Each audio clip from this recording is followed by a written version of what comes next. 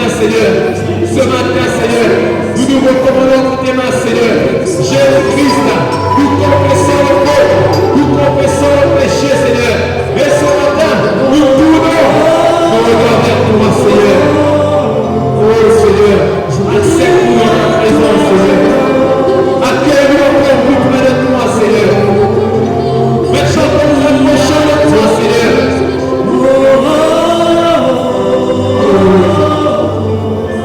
Je crie à toi. Approche-toi de ton Dieu ce matin. Il est l'éternel ce matin, l'éternel. Moïse avait crié à l'éternel. L'éternel lui a répondu. Le peuple d'Israël a crié à Dieu. Dieu l'a délivré, l'éternel. Je m'appelle Dieu à l'éternel, l'éternel. Ce matin, Seigneur.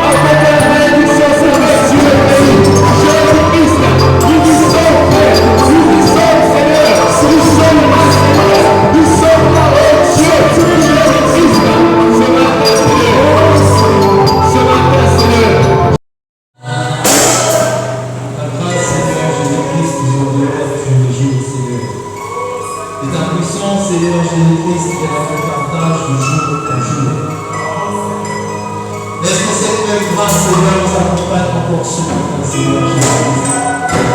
Que cette puissance nous emmène encore dans la présence de Jésus. Oui, Saint-Esprit, tu es le Dieu grand et redoutable, Seigneur.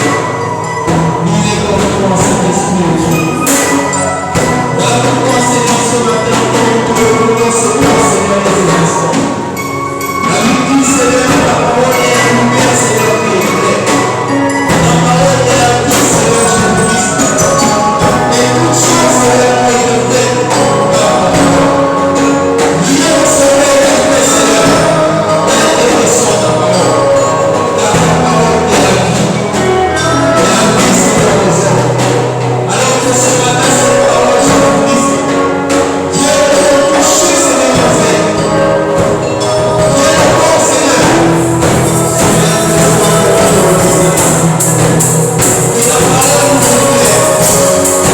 La révélation de la parole est claire. Et comme la vision a suivi notre expérience. Oui, Seigneur.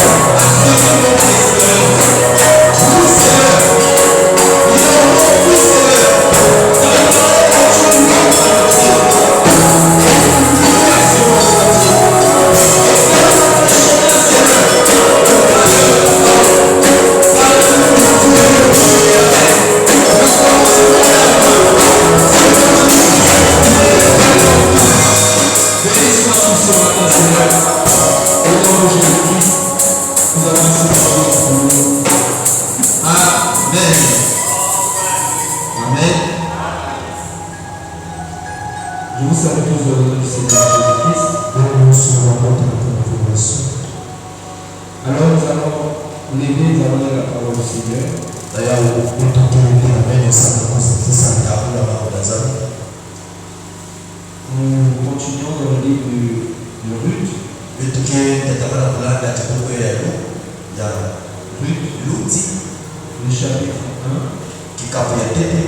chapitre 1, verset 16 jusqu'au verset 19.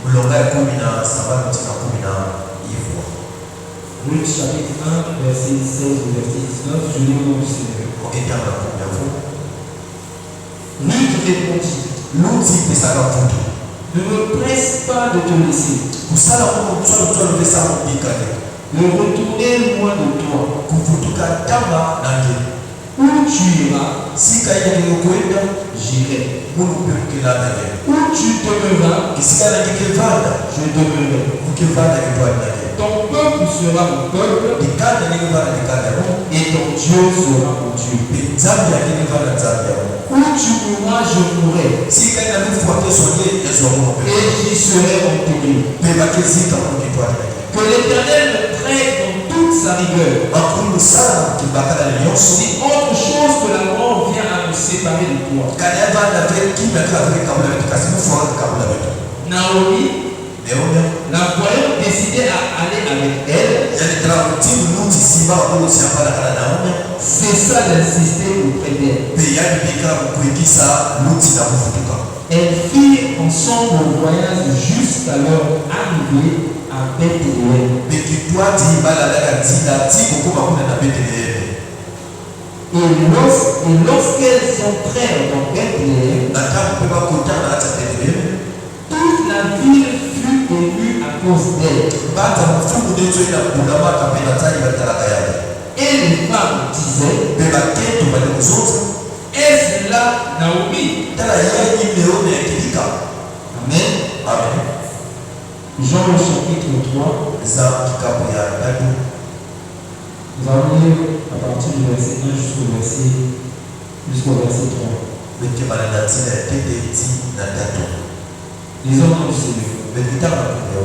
Mais il y eut un homme d'entre les pharisiens, nommé Nicodème, un chef des Juifs,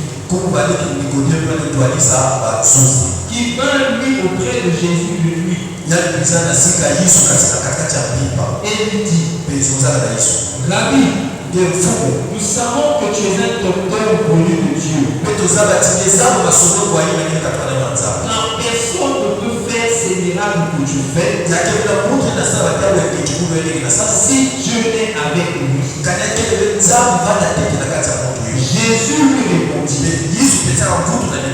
en vérité, le dis. Si un homme ne naît de nouveau, il ne peut voir le royaume de Dieu. Amen. Nous nous asseoir bénis dans le Seigneur. Alors aujourd'hui, par la grâce du Seigneur,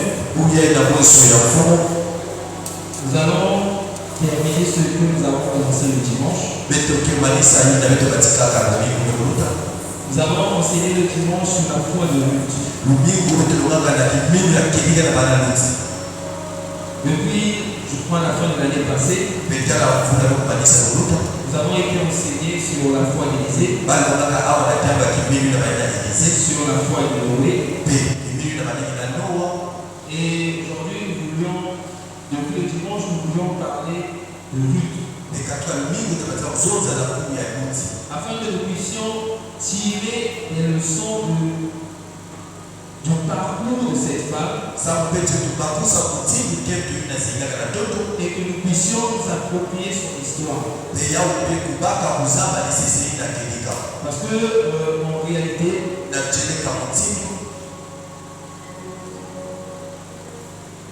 en réalité, par la grâce du Seigneur, chaque histoire que nous avons dans la Bible est un témoignage auquel nous pouvons nous identifier. La Bible, c'est un ensemble de paroles du Seigneur et c'est un ensemble de témoignages partagés par les hommes qui ont vécu avec Dieu. Et quand je parle d'homme ici, je parle d'homme avec mon H. Quand tu lis et tu étudies la Bible, le but c'est de ne pas étudier la Bible comme étant un livre saint. Quand tu lis la Bible, tu dois la lire, tu dois l'étudier afin de comprendre la leçon que Dieu veut te donner à travers une histoire. Si Dieu nous a parlé de la stérilité de Sarah, c'est parce qu'il savait que dans le monde il y aurait des femmes qui seront stériles. Mais la stérilité de Sarah ou la stérilité de Rebecca sont là pour donner espoir à toutes ces femmes, pour dire que si à 90 ans Sarah a conçu, si Rebecca avait des problèmes de conception, que par le moyen de la prière elle a conçu, si une femme aussi a des problèmes de conception, si elle croit au même Dieu qu'avait cru Sarah et Rebecca, elle aussi verra les mêmes miracles qu'ils ont vus. Et Jésus vient nous dire que celui qui croira en moi, il fera les œuvres que j'ai faites. Et il en fera de plus grandes. Voilà pourquoi quand nous écoutons les prédications, quand tu es chez toi à la maison, tu prends ta Bible, tu lis la Bible. Dans ton cœur, tu dois demander à Dieu qu'est-ce que tu peux m'enseigner à travers ce passage. Il y a un des compositeurs de la musique classique française qui s'appelle Jean-Sébastien Bach. Jean-Sébastien Bach a dit que toutes les questions relatives à l'existence de la vie trouvent leur réponse dans la Bible. Et il a dit que chaque composition qu'il faisait de la musique classique, il trouvait cette inspiration de la Bible. Et il dit que la Bible, c'est celle qui régit le monde. Lorsque quelqu'un croit que quelque chose est nouveau, que quelque chose n'a jamais existé, lorsqu'il plonge ses regards dans la Bible, il se rendra compte que tout cela Dieu l'avait déjà dit. La cause elle est simple. Mais Les gens, quand on était petit, on s'extasiait lorsqu'il y avait une éclipse solaire. Ça veut dire que la lune apparaissait en plein jour. Où la lune et le soleil se croisaient, si on peut dire ainsi. Pour nous, quand nous étions petits, c'était un fait extraordinaire. Or, Dieu, Jésus nous a montré que le jour de sa mort, la Bible dit qu'à la 3e heure, ce qui équivaut pour nous à 15 heures, il y a eu une éclipse dans le ciel. Ça veut dire que les ténèbres ont recouvert toute la terre. Chose qui n'était jamais arrivée. Une façon de montrer aux hommes, Dieu est le maître du monde. Dieu est celui qui dicte les lois dans le monde. Dieu veut que nous puissions avoir la foi. Nous avons parlé le dimanche de la foi. Avant que nous puissions introduire la foi de Ruth, nous avons parlé de 3 concepts qui régissent et mènent la vie d'un chrétien. Nous avons dit qu'un chrétien pour réussir doit associer la foi, la prière et la parole de Dieu. Lorsqu'on dissocie une chose de ces deux, nous ne pouvons pas avoir la victoire. Et Jésus a résumé cela dans Matthieu 21 en disant tout ce que vous confesserez avec tout ce que vous demanderez avec foi par la prière, vous le recevrez. Ça veut dire que lorsque tu te mets à prier, ta prière est une prière faite avec foi. Et la foi s'appuie sur la parole de Dieu. Parce que quand vous lisez le livre de Daniel, Daniel est en captivité. Mais Dieu avait promis à Jérémie que le peuple ne resterait pas tout le temps en captivité. À la 70e année, le peuple sortirait de la captivité. Donc Daniel a lu le livre de Jérémie et a retrouvé cette prophétie. Il s'est appuyé sur celle-ci pour prier l'Éternel. Et à base de cela, c'est là où l'ange est venu nous révéler ce qui devait se passer. Nous avons dit que nous ne devons pas dissocier la foi de la prière et de la parole. Quand tu pries, tu dois prier avec foi. Ta foi doit être soutenue par la parole de Dieu. Et quand tu confesses la parole de Dieu, tu dois croire dans ce que tu dis. Parce que Dieu est sensible à ceux qui confessent sa parole. Mais si vous demeurez en moi et que mes paroles demeurent en vous, demandez ce que vous voudrez et cela vous sera accordé. Amen. Ça veut dire que quand tu fais un avec la parole, ça veut dire que automatiquement tu as l'oreille de Dieu. Tout ce que tu peux demander, l'Éternel t'entendra et l'Éternel t'exaucera. Et nous avons dit que chacun de ces 3 concepts, c'est ce que Ruth a mis en exergue. Nous avons présenté qui était Ruth. Nous avons dit que Ruth était une femme moabite. D'un peuple qui avait des liens de sang avec Israël, mais issu d'une naissance que l'Éternel n'admettait ou n'aimait pas. Parce que pour Dieu, l'inceste est une abomination. L'inceste, non seulement c'est une abomination, mais c'est une malédiction. Ça veut dire que rien de bon ne peut sortir d'une lignée incestueuse. quand nous sommes en train d'écouter les enseignements, on nous a parlé lorsqu'on nous parlait des schémas, on nous a parlé de la puissance de la lignée. La puissance peut être positive, tout comme la puissance peut être négative. Bon, de là où sont des luttes, premièrement, elles sortaient d'une lignée qui était négative. La malédiction à cause de le moyen par lequel Noah était venu au monde. Et deuxièmement, Dieu a maudit ce peuple des générations qui a perpétuité. Parce que lorsque leur frère Israël est sorti d'Égypte, eux ont fait partie des peuples qui se sont opposés à Israël. Or, la Bible dit, je bénirai ceux qui te bénissent et je maudirai ceux qui te maudissent.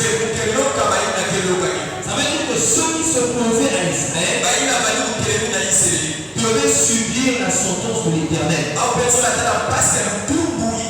Et quand nous regardons le tableau que nous dépeint la vie de Ruth, on peut facilement imaginer que rien de bon ne pouvait arriver dans sa vie. Elle avait beau être une femme sage, elle avait beau être une femme soumise, elle avait beau être une femme intelligente, une femme généreuse, rien de bon ne devait sortir de sa vie. Parce qu'au-delà de la générosité de sa sagesse, il y avait une malédiction qui planait au-dessus d'elle. Cette chose qui l'empêchait d'avancer, et cette chose qui l'empêchait de voir quelque chose de bien. Amen. Mais les hommes dans ce monde disent ceci. À toute chose, malheur est bon. Amen. Toutes les occasions qui se présentent devant l'Éternel, ce sont des occasions où l'Éternel accomplit son plan. L'Éternel n'a pas besoin d'une bonne atmosphère, d'une bonne situation pour accomplir son dessein. L'Éternel se sert de toute situation qui se présente pour accomplir sa volonté. Amen. Quand nous prenons l'exemple des apôtres, c'est Jésus quand il monte au ciel, il dit à ses disciples que vous serez mes témoins après avoir reçu le Saint-Esprit. Vous serez mes témoins à Jérusalem, dans la Judée, dans la Samarie, et jusqu'aux extrémités de la terre. Mais vous, quand vous allez lire la Bible, comment l'évangile s'est retrouvé en Judée? Comment l'évangile s'est retrouvé en Samarie? Ce n'est pas parce que les disciples se sont levés un bon matin qu'ils sont allés avec le désir d'enseigner à Samarie. Lorsqu'ils ont reçu le Saint-Esprit à Jérusalem, ils les ont enseignés à Jérusalem. Ils n'étaient pas encore sortis de Jérusalem. C'est lorsqu'il y a eu la persécution avec la mort de Thiers, avec Saul de Tarse, c'est tellement que l'église était persécutée. Les disciples, pour sauver leur vie, ont commencé à se disperser à gauche et à droite. Philippe s'est retrouvé en Samarie. Les autres disciples se sont retrouvés en Judée. Et arrivés là-bas, ils ont commencé à enseigner l'évangile.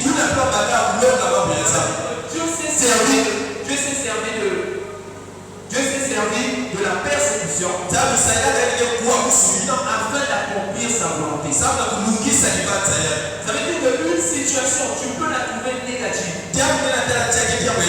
Je peux trouver que c'est le moment favorable pour te retirer et de faire de toi ce qu'il veut. Moïse ne pouvait pas être le libérateur s'il est resté toujours dans la maison de Pharaon. Pharaon. Il fallait que Moïse soit chassé d'Égypte pour que Dieu puisse le récupérer. Ça veut dire que chaque occasion qui se présente devant nous, nous devons dire à Dieu, nous devons faire confiance totalement et entièrement à Dieu. Parce que lui, il connaît notre passé, il connaît notre présent, et c'est lui qui a défini notre futur. Amen. Ce qui nous ramène à Ruth. Ruth étant à Moab, ne connaissait que ce pays. Ne connaissait pas notre pays. Mais il y a une circonstance qui va changer sa vie. Il y a une famille qui va se dérouler à Bethléem. Une femme, un homme appelé Elimelech, va prendre sa femme, Naomi, et ses enfants, Machon et Kijon, pour quitter Bethléem, afin de fuir la famille. Tout cela pour arriver à Moab. Lorsque cette famille va quitter Bethléem, cette famille était une famille qui était connue. Cette famille est une famille qui avait un renom. Mais lorsqu'elle arrive à Moab, le problème c'est qu'il y a une incompatibilité entre Moab et cette famille qui vient s'installer dessus. Amen. C'est là où on nous a enseigné que le succès dans la vie dépend du type de terre sur laquelle tu évolues. Tu peux avoir des bons des atouts. Le poisson, c'est un animal que Dieu a créé pour vivre dans l'eau. Quand vous prenez le poisson, vous changez l'atmosphère du poisson, vous mettez le mettre sur la terre, il va mourir. Parce que ce ne sont pas les conditions dans lesquelles Dieu l'avait créé. Ce ne sont pas les conditions pour lesquelles Dieu l'a fait vivre. Si vous prenez un oiseau, vous le mélangez pour qu'il vive dans l'eau, cet oiseau ne pourra pas vivre. Ça veut dire que quand tu es enfant de Dieu, tu dois connaître la terre sur laquelle tu marches. Tu dois connaître les lois de la terre sur laquelle tu te trouves. Et quand je parle de la terre, je ne parle pas du sol. Je parle de tout endroit où tu te trouves. Le quartier où tu habites. La résidence dans laquelle tu vis. Le lieu où tu exerces une activité. Partout où tu vas, tu dois connaître quelle est l'atmosphère qui règne en ce lieu. Quelles sont les paroles qui ont été prononcées en ce lieu. Qu'est-ce qui régit le lieu dans lequel je vis? C'est ce qui te permettra de savoir comment te disposer dans la prière. Naomi vivait à Bethléem. Et vous vous souvenez, quand vous lisez la parole du Seigneur, toutefois qu'un enfant de Dieu s'est déplacé d'un endroit à un autre, sans que ce soit la volonté de Dieu, cette personne n'a jamais eu la victoire. Amen. Tu peux quitter un lieu pour aller à un autre. Tu auras l'impression que tu as la paix dans ce lieu. Mais ce succès est un succès temporaire. Dieu n'est pas un Dieu qui nous donne des choses provisoires. Dieu est celui qui nous donne des choses définitives. Amen. Comme le pasteur le dit souvent, Dieu n'est pas un dépanneur. Dieu il répare à la source pour que la machine ou l'équipement recommence à fonctionner. Dieu n'est pas comme les ouvriers véreux. Il répare un équipement aujourd'hui. 3 jours après, tu vas repartir chez lui parce que ça ne fonctionne plus. Quand Dieu fait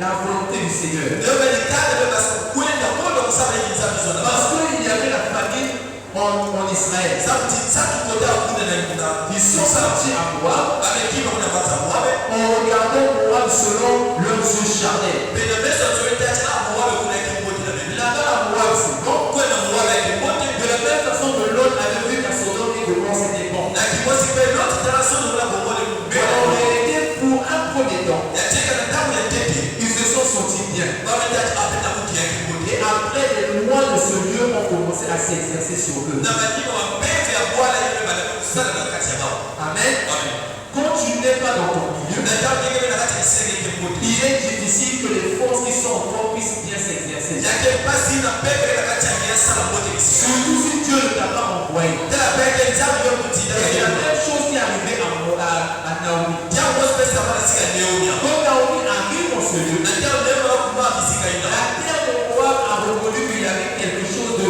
différent qui est entré dans ce lieu. ndio kwa ngombe bakusacha na kima ya kote leo kuma kisika ya Et la terre de Moab a dominé sur Naomi. beba pepe sika ndo wao na kuna meyana na sura Elle neonia a perdu son mari. ipe yako umisa bakala ya Ses enfants se sont mariés. baba na sura bakala na pepe kuzoa bakendo Et pendant 10 ans après, ses enfants sont morts. bakula kuno kutapa baba na sura bakala kuza kufua Naomi qui était venue avec une famille leo tukuita na kikanda ya nzai s'est retrouvée veuve, leo kuma kuna kejo ya fua et s'est retrouvée sans enfant. leo kuma kuna baba na nyoso leo umisa Amen. amen Ce qui était un malheur pour Naomi ina baliki basi sana neonia a été l'occasion de Dieu de commencer à faire entrer son plan par rapport à Ruth. kasi abaliki bweso ya nzambe sana batakusana kimya mbona sika yoti Amen. amen Et nous devons comprendre une chose dans l'histoire de Ruth. bebete esimbe no kima musta jabu ya yoti Lorsque Dieu t'appelle à lui, na ndabu nzambe botaka chikuiza na Mungu ne te dis pas que ça sera facile. kuizonza bete ake na pete Ne kukweli te dis pas que tous les jours Dieu viendra te tenir par la main. kuzote tumu no nzambe kwa simba ngani Mungu Amen. amen Ne te dis pas que tous les jours, quand tu auras une décision à prendre, kuzote tumu no nzambe kwa libata kusala kisa c'est Dieu qui prendra cette décision à ta place. yake nzambe kwa sala kima na sika Ce n'est pas Dieu qui a dit à Ruth de suivre Naomi. yake nzambe kwa luti tilanda neonia Mais Naomi a saisi l'occasion qui s'est présentée devant elle luti simba la bweso ya tata na toile ya pour s'attacher à Naomi. sasa kutaka na neonia La Bible dit que Naomi a présenté un tableau qui était négatif. biblia tinyono na kanisa la jabu na madini bote pesa na kutina Là où je vais, kisika kuna kwenda Mungu je ne sais même pas si je vais retrouver quelque chose. luti musa beka kwa kuswa kima bote Là où je suis, kisika mukene je ne peux plus mettre au monde. pepe na kuta jaka Et si je mets au monde, le temps que ces enfants grandissent, vous serez déjà les vieilles femmes. Il n'y a pas d'avenir en me suivant. On va écouter cela. Lisons bien l'histoire de Ruth. Naomi dit à ses pères filles de repartir. La première fois, les deux ont résisté et elles ont dit nous allons rester. Lorsque Naomi a commencé à détailler le plan de sa vie, on va les retourner chez elle. Amen. On ne pouvait pas en vouloir à Orpa parce qu'elle ne connaissait pas le Dieu de Naomi. Ruth s'est attachée à Naomi. Ruth n'est jamais allée en Israël. Ruth sait que Naomi revient d'un pays où il y a la famine. Ruth pouvait se dire que si Naomi avait un Dieu véritable, pourquoi elle a quitté le pays d'Israël? Ruth, en allant, en s'attachant à Naomi, a fait une déclaration de foi.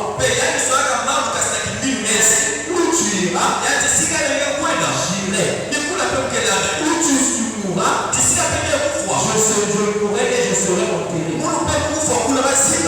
Elle a dit ton peuple sera mon peuple et ton Dieu sera mon Dieu. Et vous, tu ne connaissez pas le Dieu de Naomi. C'est ce que la foi nous appelle à faire. La foi nous demande de croire en Dieu sans savoir ce qui va arriver devant. Dieu te dit simplement, donne-moi la main, fais-moi confiance et je t'emmènerai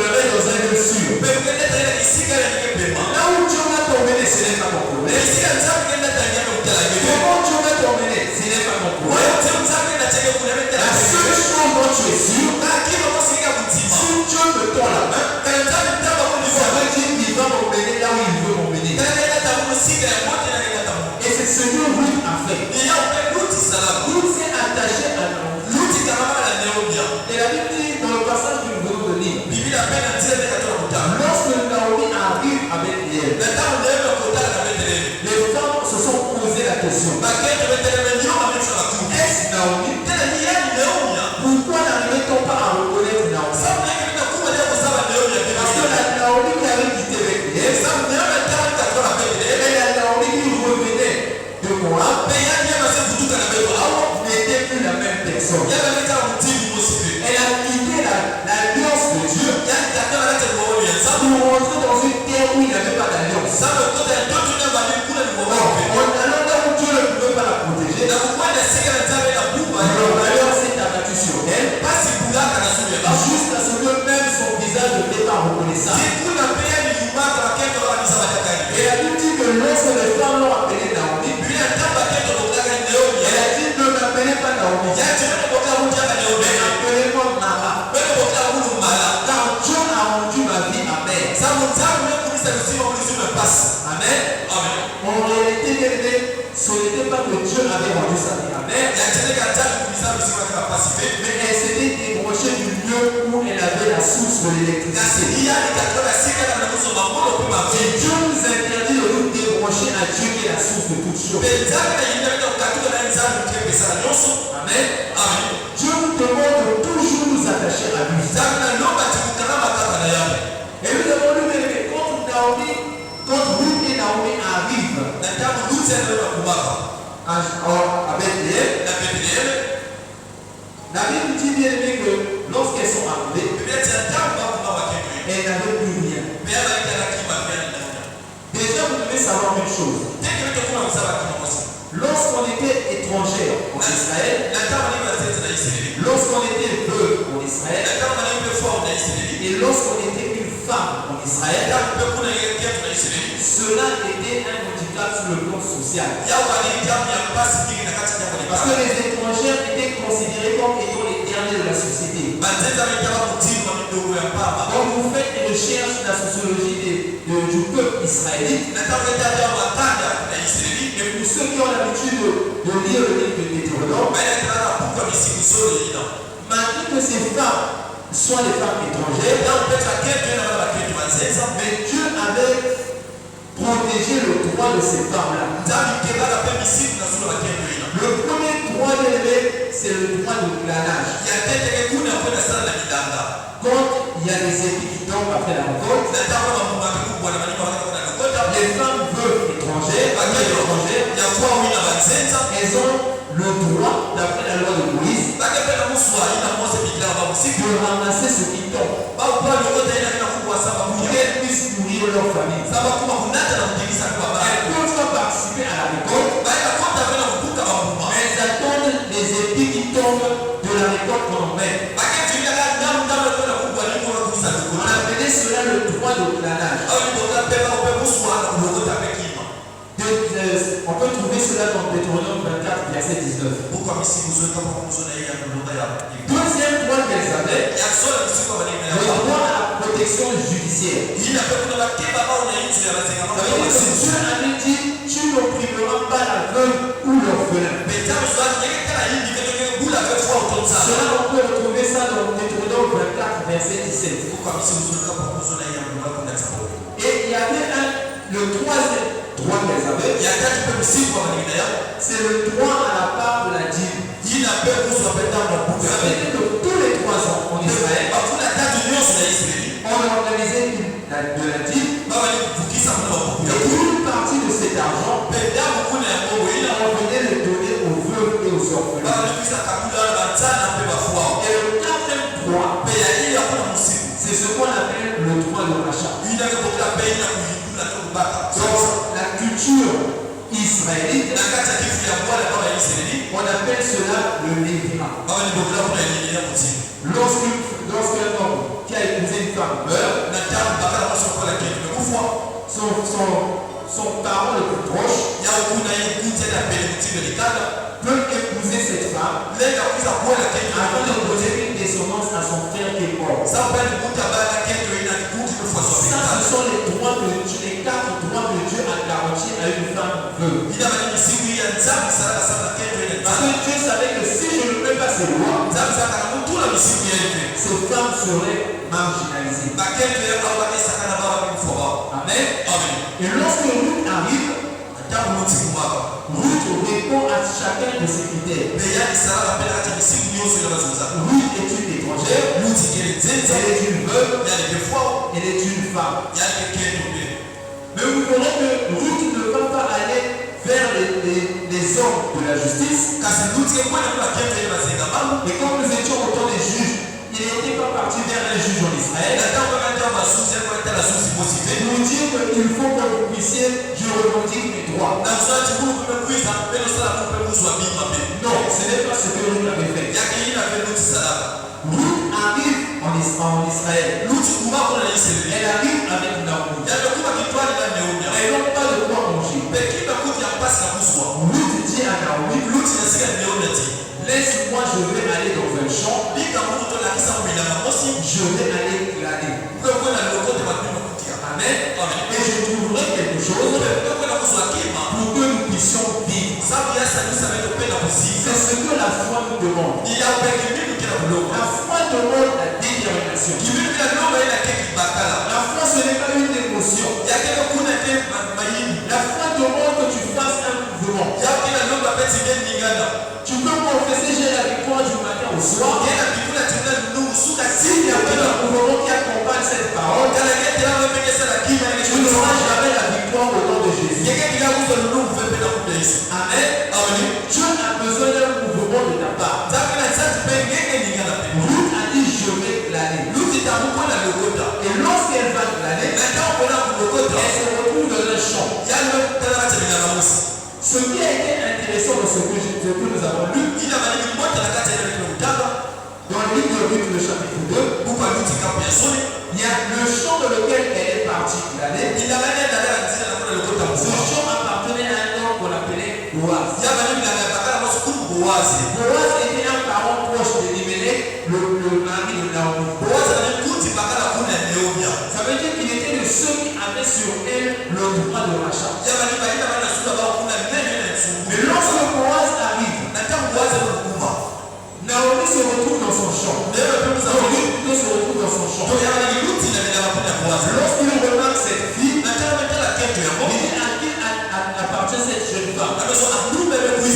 Les serviteurs disent c'est une femme qui est venue dans le champ. Elle a dit laissez-moi glaner et je vais rapporter quelque chose à la maison. Ce qui est important, c'est ce que les serviteurs disent à Boaz. Ils disent à Boaz depuis qu'elle est venue ici, elle ne s'est pas reposée. Depuis qu'elle a commencé à travailler, elle ne s'est pas reposée. C'est la détermination que Ruth avait. Parce qu'elle savait que Naomi n'avait plus qu'elle. Si je ne me lève pas, Naomi mourra de faim. Amen. Elle ne s'est pas dit comment on est arrivé en Israël. Naomi, chacun pour soi. Dieu pour tous. Elle a dit, comme je suis venu à Naomi, j'ai dit que je m'attacherai à elle. Ça veut dire que je ferai tout pour elle. Le fait de ne pas se reposer montrait la détermination que Ruth avait. Et lorsque Boaz l'a vu, Boaz a dit à ses serviteurs ne touchez pas à cette femme. Lorsque les femmes seront en train de manger, elle aussi doit s'asseoir avec les autres pour manger. Il a vu Ruth et a dit à Ruth, ne va pas flâner dans un autre champ. Reste seulement dans ce champ-là. Amen. Or, qu'est-ce que cela devait nous démontrer? Le comportement de Ruth, l'attitude de Ruth a ouvert les faveurs de Dieu. C'est son attitude qui ouvre et qui ferme les portes de Dieu. de la façon dont tu te comportes. Une personne doit être authentique avec tout le monde. Tu ne peux pas être authentique avec certains et ne pas l'être avec les autres. Amen. Une personne doit être la même personne partout où elle va. Nous ne sommes pas les gens qui avons le trouble de la personnalité. Ou bien tu es une personne, tu es deux personnes en une personne. Dans cette salle, il y a des psychologues qui savent ce que je dis. Il y a des gens qui souffrent de ce qu'on appelle le trouble de la personnalité.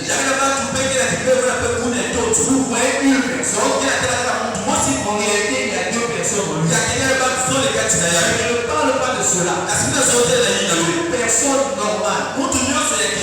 Tu dois être bien avec la personne. Je ne sais, je peux aller dans ce terme. La plus pauvre. De la même façon que tu dois être bien avec la personne la plus riche. Ce que Dieu attend de nous, c'est l'authenticité. Tu ne peux pas être celui qui exerce, celui qui est chaud dans ce qu'il fait. Parce que celui pour lequel il travaille, il va lui payer quelque chose. Et quand on te demande de faire la même chose à la maison, tu ne le fais pas. C'est ça ce à quoi Dieu nous appelle. C'est comme lorsque nous venons prier. Tu ne peux pas être pressé d'aller au travail qui commence à 7h30. Et tu viens à l'église à pas d'escargot. Ce ne sont pas les attitudes que Dieu aime. De la même façon que tu prends au sérieux ton travail, de la même façon tu dois prendre au sérieux le travail de Dieu. Parce que celui qui te donne la force d'aller à ton travail, c'est celui que tu viens servir en ce lieu. Ça veut dire que si tu es désobéissant à Dieu, si tu ne respectes pas les lois de Dieu, tu es capable aussi de fermer les portes pour que tu ne vois rien. Amen. Si Ruth s'est distinguée, c'est à cause de son attitude. Nous allons rapidement lire un passage par la grâce du Seigneur. Ruth au chapitre 2. Je préfère qu'on puisse en lire cela.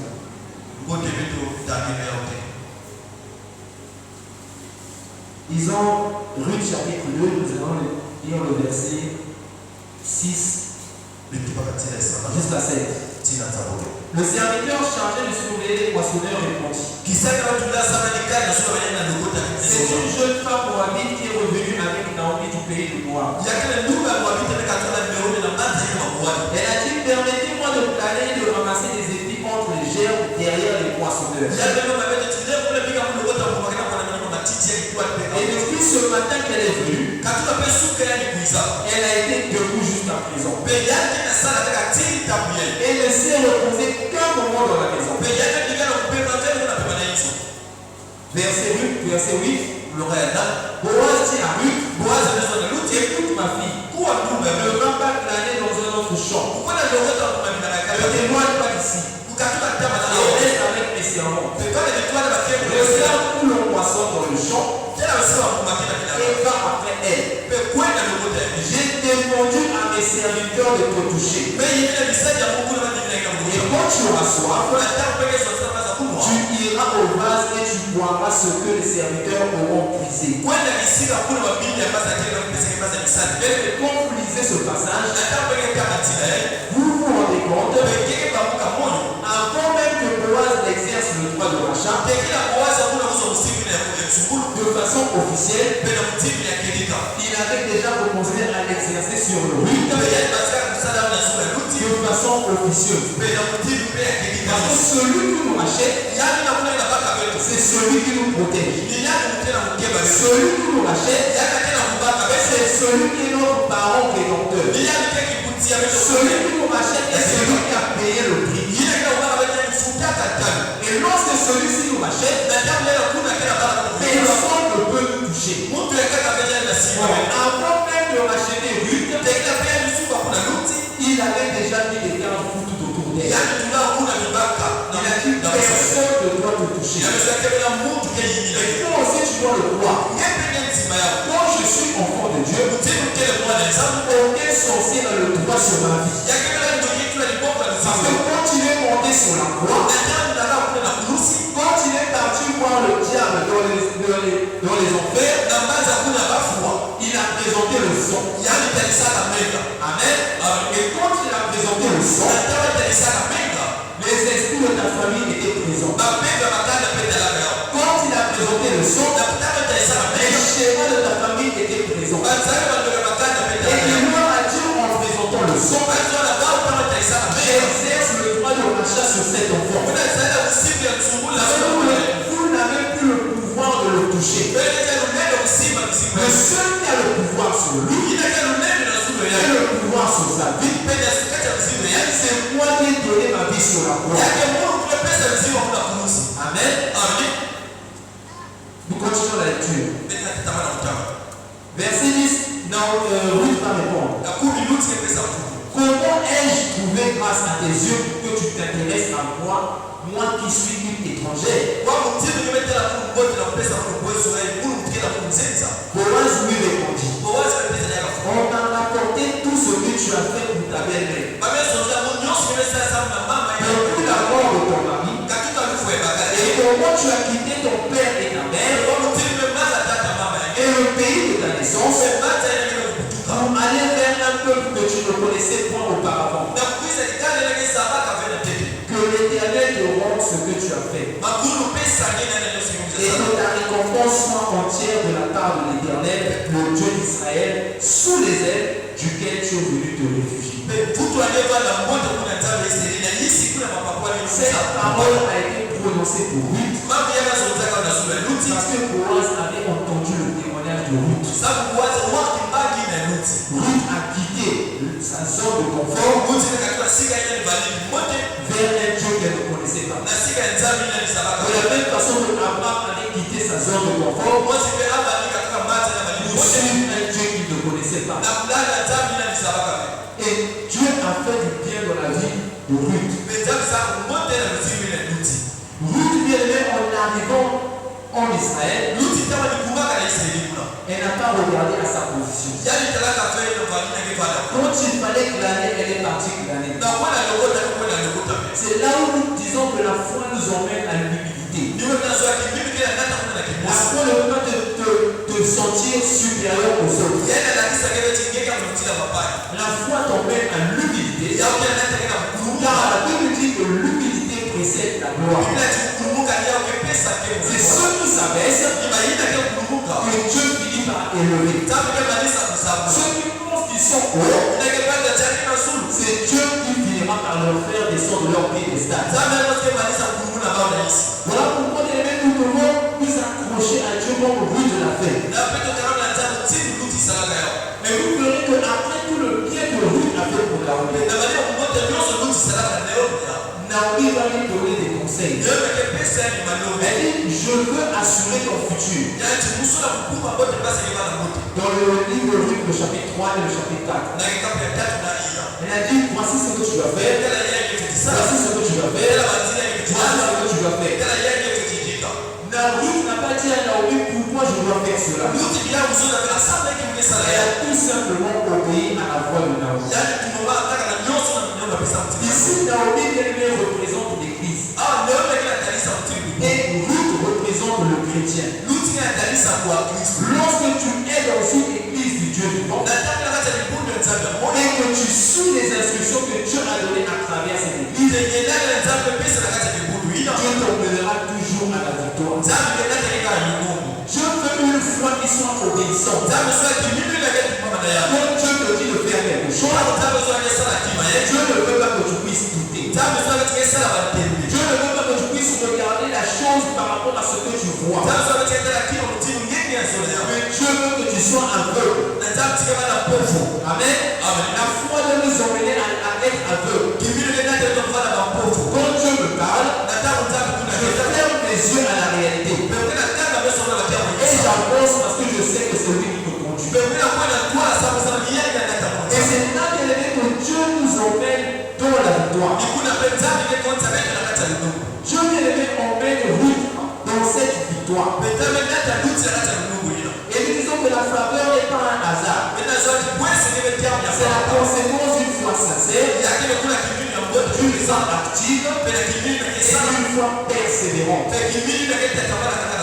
La foi doit être obéissante, pure et alignée avec la volonté de Dieu.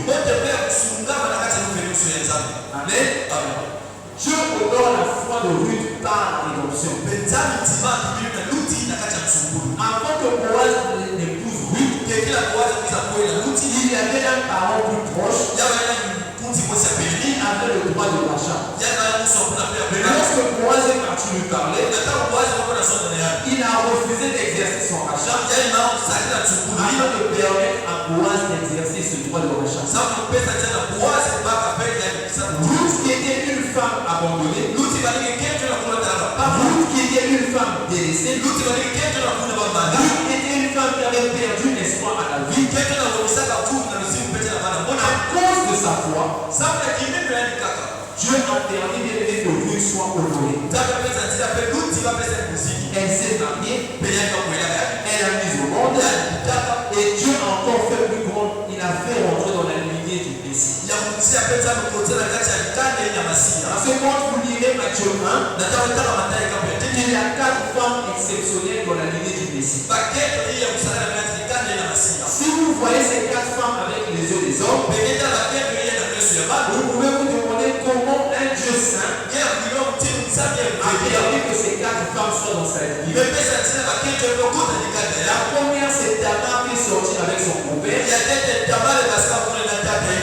La deuxième, c'est Rahab la prostituée. La troisième, c'est Ruth, la Moabite.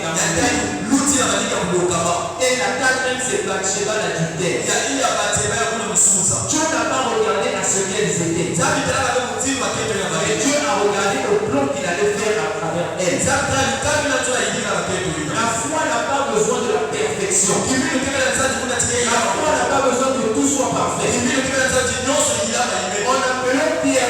En appelant Pierre comme étant disciple, Jésus savait que Pierre était une personne colérique. En ayant choisi Gédéon comme étant son juge, Dieu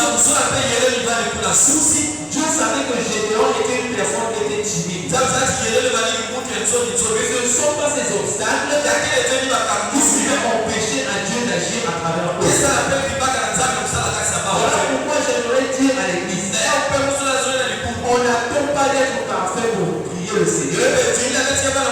On n'attend pas d'être parfait pour servir le Seigneur. Parce que c'est en forgeant, les gens disent en forgeant, on devient forgeron.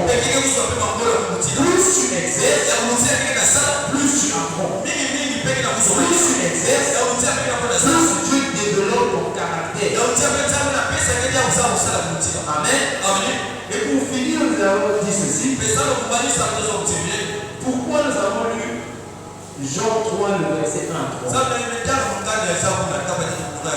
Parce que lorsque vous lisez la Bible, nous l'avons présenté le dimanche passé. Nous avons Moab, nous avons Bethléem.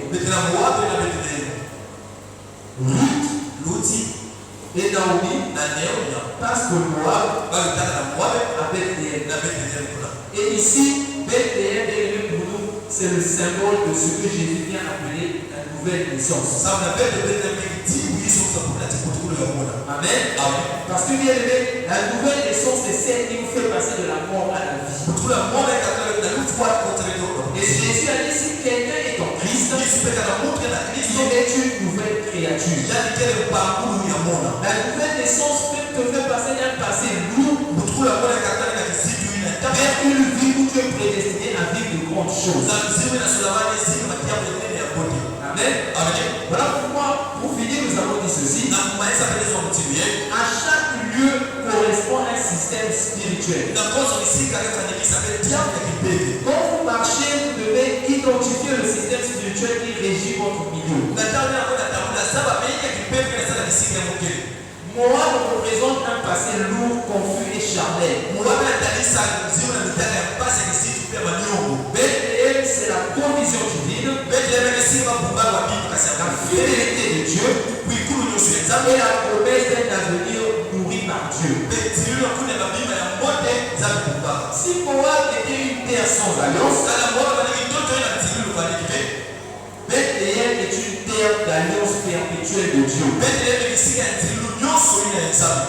Quand Naomi est arrivée à Moab, c'était pour fuir la famille. Mais en fuyant la famille, elle a rencontré la désolation. Lorsque Ruth rentre à Bethléem, elle trouve la faveur de Dieu. Et Moab, c'est ce que les yeux des hommes voient. Alors que Bethléem, c'est la foi qui voit au-delà de ce que nous voyons. Voilà pourquoi nous disons que nous parlons de la nouvelle naissance. La foi authentique, c'est celle qui te fait passer de Moab jusqu'à Bethléem. Or, Bethléem, c'est la maison du pain. Or, nous savons que la maison du pain, c'est une boulangerie. Quand tu vas dans la maison du pain, ce qui t'intéresse, ce n'est pas la maison, mais c'est le pain qui se trouve dans cette maison. Or, Dieu a permis que Ruth vienne à Bethléem, alors que Bethléem plus tard serait appelée la ville de David. C'est là où David est né. C'est dans cette ville aussi que Jésus est venu. Bethléem dans l'histoire d'Israël était une ville négligée. Mais un jour le prophète a dit ceci. Toi, Bethléem Ephrata, tu es certainement la plus petite de toutes les villes. Et de toi sortira le Messie. Et le Messie, lorsqu'il arrive dans le monde, dans Jean le chapitre 6, il dit que vos pères ont mangé la manne et ils sont morts. Mais moi je suis le pain qui vous donne la vie. Ça veut dire que lorsque nous entrons à Bethléem, nous entrons auprès du pain de vie. Et lorsque Dieu nous donne la vie, cela nous fait passer de la mort à l'éternité.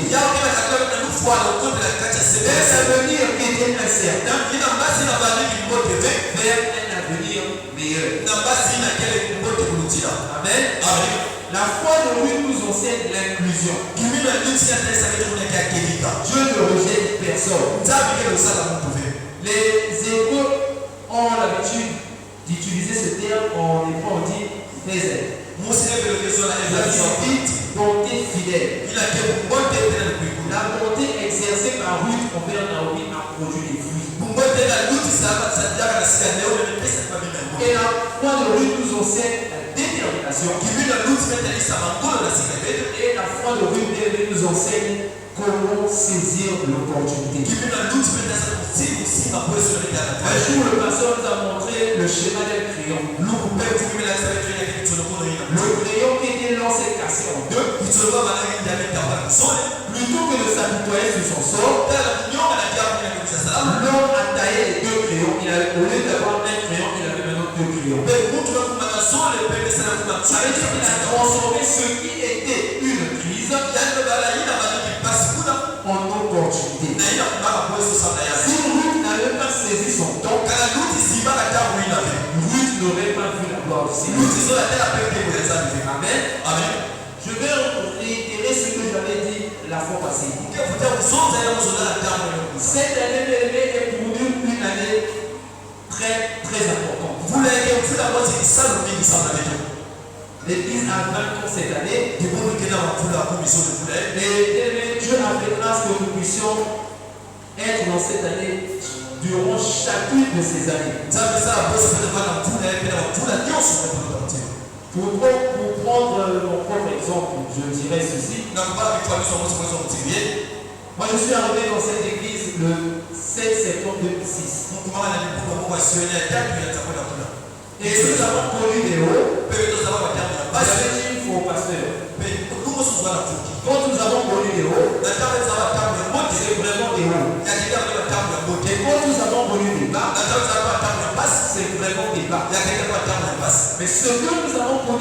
2016. Nous n'avons jamais connu ça auparavant.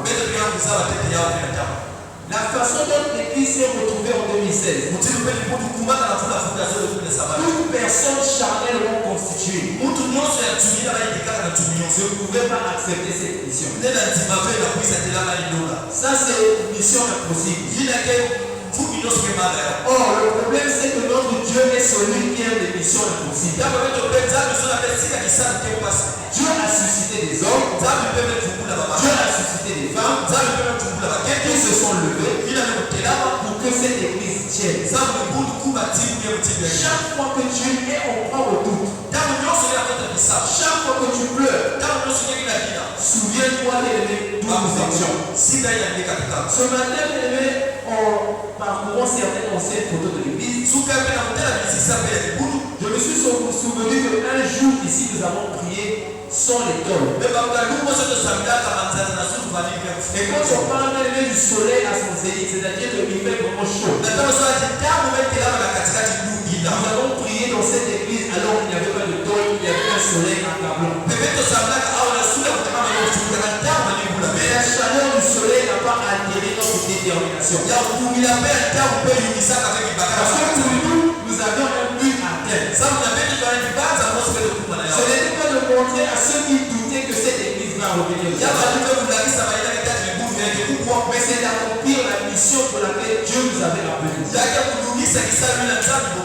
Un jour nous sommes retrouvés, je ne sais pas si le pasteur peut se rappeler de cela, un jour nous sommes retrouvés à Suéco, il pleuvait ce jour-là.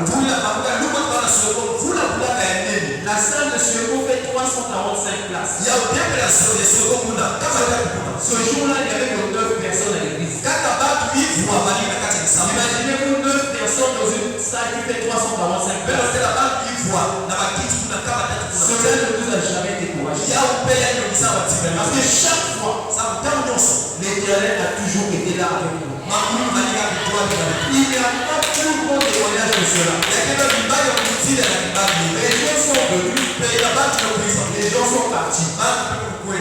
J'aime bien cette expression qu'on utilise dans le football. On dit ceci, les joueurs ne peuvent pas être plus grands que l'institution. L'église est une institution divine. Les hommes passeront, l'église restera. Nous n'étions pas au service quand cette église est née. Dieu a permis que nous soyons au service. Dieu a permis que certains enfants qui étaient des bébés aujourd'hui grandissent. Et Dieu a fait de grandes choses pour cette église. Le meilleur est encore à venir. Et pour finir, bien sûr, le Seigneur, chaque fois que pendant ces 10 années, il y a un chant qui nous est toujours revenu. Ce chant, moi je l'appelle le chant d'une vie. Celui que Dieu m'a donné par l'entremise de ma mère. Dans ce chant, devant n'importe quelle situation, elle avait l'habitude de me répéter, peu importe la situation, ce chant doit t'accompagner. Et je crois que c'est ce qui nous a accompagnés dans cette église pendant 10 ans. Ne crains rien, je t'aime, je suis avec toi. Promesse suprême, qui soutient ma foi.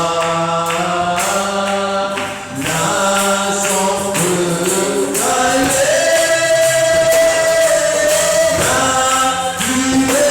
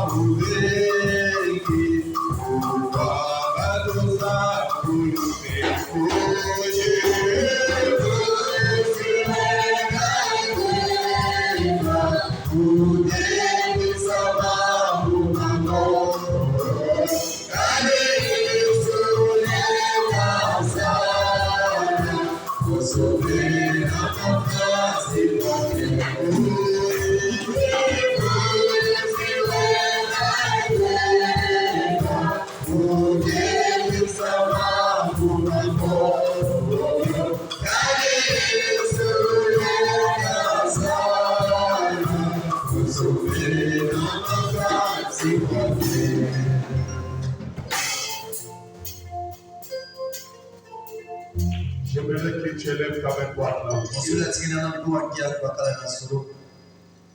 Élève ta main droite, oh Saint-Esprit.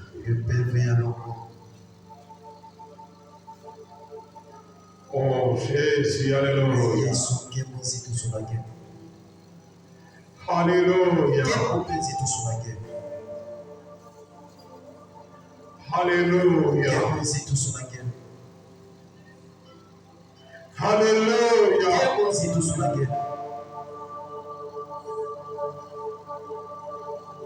Oh Saint-Esprit, alléluia.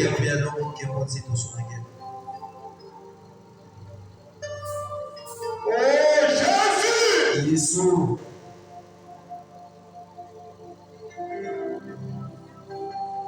Alléluia.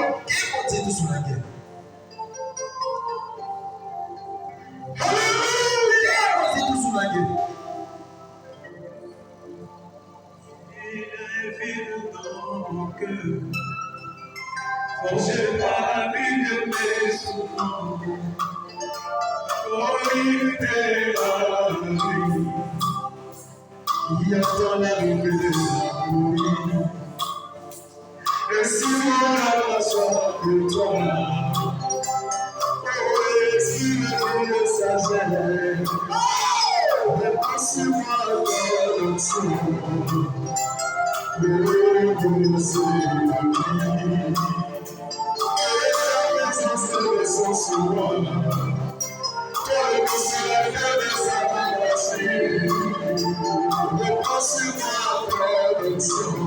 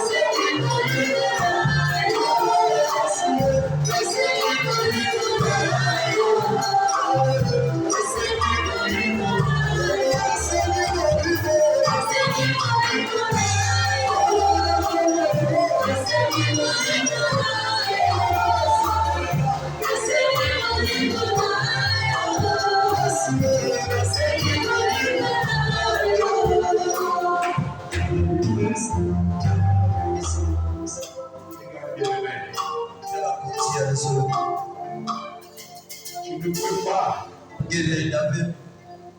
cette année, elle n'est pas pour toi une année de pleurs. Cette année, elle n'est pas pour toi une année de pleurs. Mais c'est une année de la croissance. C'est une année de témoignage.